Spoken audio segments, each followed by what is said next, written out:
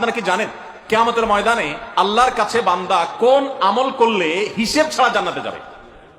জানেন কেউ? বলতে পারেন কেউ? ভাই, আল্লাহর কাছে হিসেব দিয়ে জান্নাতে যাওয়া কি সহজ কাম না কঠিন কাজ? আরে আল্লাহর কাছে তো অনেক দূরের কথা। আপনি যে প্রতিষ্ঠানে চাকরি করেন তার মালিকের কাছে, উপরস্থ বসের কাছে একেবারে পুঙ্খানুপুঙ্খ করে প্রতিটা পয়সার হিসাব দিয়ে একদম সবকিছুতে পারফেক্টনেস প্রমাণ করা, এটাই তো একটা কঠিন কাজ, দুঃসাধ্য কাজ। সেখানে সারা জীবনের হিসাব আল্লাহর কাছে দিয়ে পাই পাই করে তারপর আপনি জান্নাতে যাবেন, বিষয়টা এত সহজ না। তাহলে হিসেব ছাড়া আল্লাহ তাআলা এমনিতেই বলবেন হিসাব টিসাব নাই, তোমাকে এমনি জান্নাতে দিলাম, এটা চান আপনারা? দেখুন কোরআনে কারীমে আল্লাহ তাআলা বলছেন ইন্নামা ইউওয়াফাস সাবিরুনা আজরাহুম বিগাইরি হিসাব। আল্লাহ বিনিময় দেওয়ার ক্ষেত্রে, সওয়াব দেওয়ার ক্ষেত্রে দুনিয়াতে যারা সবরকারী হবে, যারা ধৈর্যশীল হবে, যারা সহিষ্ণু হবে, যারা নিজেকে নিয়ন্ত্রণ করতে পারবে, এই সবরকারীদেরকে আল্লাহ তাআলা হিসেব ছাড়া দিবেন, তাদেরকে সওয়াব দিবেন হিসেব ছাড়া। তাহলে আপনি যখন আপনার কর্মস্থলে থাকবেন আপনাকে ধৈর্য ধারণ করতে হবে। আপনি যখন পাবলিক পরিবহনে উঠবেন আপনার মাথা ঠান্ডা রাখতে হবে। আপনি যখন আপনার বাসা বাড়িতে থাকবেন আপনার মাথা ঠান্ডা থাকতে হবে। মাথা গরম হয়ে যায় যাদের, হট মেজাজ যারা, কথায় কথায় মাথা গরম হয়ে যায়, ধৈর্যহীন হয়ে যায়, যেখানে সেখানে গন্ডগোল বাধায় দেয়, মারামারি বাধায় দেয়, ধৈর্য সহ্য বলতে কিছু নাই, এই লোকগুলো কিন্তু এই সৌভাগ্যবান মানুষদের কাতারে শামিল হতে পারবে না। ঠিক একই ভাবে দাম্পত্য জীবনে সুখী হতে হলে সবর এবং শকর, এই দুইটা মূল মন্ত্রের কোনো বিকল্প পথ খোলা নেই। সেটা স্বামীর জন্য প্রযোজ্য, স্ত্রীর জন্য প্রযোজ্য। স্বামী হিসাবে আপনি স্ত্রীর অনেক অনিয়মতা দেখতে পাবেন, অনেক কিছু দেখতে পাবেন, আপনার আকাঙ্ক্ষা, আপনার চাহিদা প্রত্যাশার বিপরীত আপনাকে সবর করতে হবে। ভাইরা আমার, আমাদের প্রিয় নবী সাল্লাল্লাহু আলাইহি ওয়াসাল্লামের দাম্পত্য জীবনে কিন্তু টুনটান সমস্যা হয়েছে।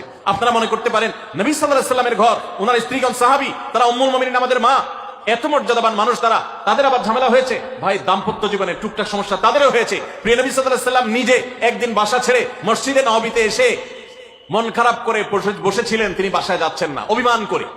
ওমর রাদিয়াল্লাহু তাআলা আনহু বিষয়টা বুঝতে পেরে তার মেয়ে যেহেতু নবী সাল্লাল্লাহু আলাইহি ওয়াসাল্লামের স্ত্রী, তিনি সেখানে গিয়ে ভেতরে প্রবেশ করে তার সাথে কথা বলে তথ্য উদ্ঘাটন করে সেটা মিটমাট করার ব্যবস্থা করেছেন। স্বয়ং নবী করিম সাল্লাল্লাহু আলাইহি ওয়াসাল্লামের জামাতা, ইসলামের চতুর্থ খলিফা আলী রাদিয়াল্লাহু তাআলা আনহু, তার মতো এত মর্যাদাবান মানুষ, তার ঘরে স্ত্রী হিসাবে আছেন কে? মুহাম্মদ সাল্লাল্লাহু আলাইহি ওয়াসাল্লামের মেয়ে, জান্নাতে নারীদের সর্দার ফাতিমা রাদিয়াল্লাহু তাআলা আনহা। এত বড় মানুষ তারা, স্বামী স্ত্রী দুইজন, দুই দিককার নেতৃত্বে, একজন যুবকদের নেতৃত্ব দিবে, আরেকজন জান্নাতি যুবতীদের, নারীদের নেতৃত্ব দিবে। এত বড় মর্যাদাবান মানুষ, তাদেরও দাম্পত্য জীবনে কিন্তু টুনটান হয়েছে। একবার আলী রাদিয়াল্লাহু তাআলা আনহু এসে মসজিদে টানটান হয়ে শুয়েছিলেন মাটিতে, মনটা খারাপ, ঘরে একটু হালকা ঝামেলা হয়েছে, তো এই জন্য মসজিদে নববীতে এসে মাটিতে শুয়ে আছে। নবী করিম সাল্লাল্লাহু আলাইহি ওয়াসাল্লাম দেখে বুঝতে পেরেছেন, টের পেয়ে গেছেন যে কিছু একটা হয়েছে বাসায়। তখন তিনি জামাইকে ডেকে বললেন, কুমিয়া আবা তুরাব, এ মাটির বাপ, মাটিতে শুয়ে আছেন, এজন্য রসিকতা করে বললেন, এ মাটির বাপ উঠো, দাঁড়াও দেখি কি হয়েছে বলো। ভাইরা আমার, দাম্পত্য জীবনে টুকটাক সমস্যা হবেই হবে। যারা বিয়ে করেন নাই আগে থেকে প্রস্তুত থাকেন, বুকে পিঠে ছালার বস্তা সব বেঁধে রেডি থাকেন। বিশেষ করে সময় যেভাবে গড়াচ্ছে তাতে করে সামনে থেকে হেলমেট পরেও যাওয়া লাগতে পারে। শুধু যাওয়া না, বাসায় ঢোকার সময় বাইক থেকে নামার পর হেলমেটটা আগে খুলবেন না, আগে যা বুঝবেন পরিস্থিতি কি, তারপর হেলমেট খুলবেন। বুঝেন নাই? দাম্পত্য জীবনে টুকটাক সমস্যা হবেই, এটা প্রত্যাশিত। মনে রাখবেন, এই জিনিসটা যদি আপনি আগে থেকে মাথায় রাখেন তাহলে আপনার কষ্ট অনেকখানি দূর হয়ে যাবে। আমরা অনেকে আকাশ থেকে নেমে পড়ি, কি বলে, এত বড় সাহস, এই কথা বলতে পারে কেন? ভাই আশ্চর্য হচ্ছেন কেন? এর চেয়ে বেশি কথা বলতে পারে, মাথা বাড়ি মারছে, আরে ভাই ছুরি মারা নাই যে শকর আদায় করে। বুঝেন নাই কথা?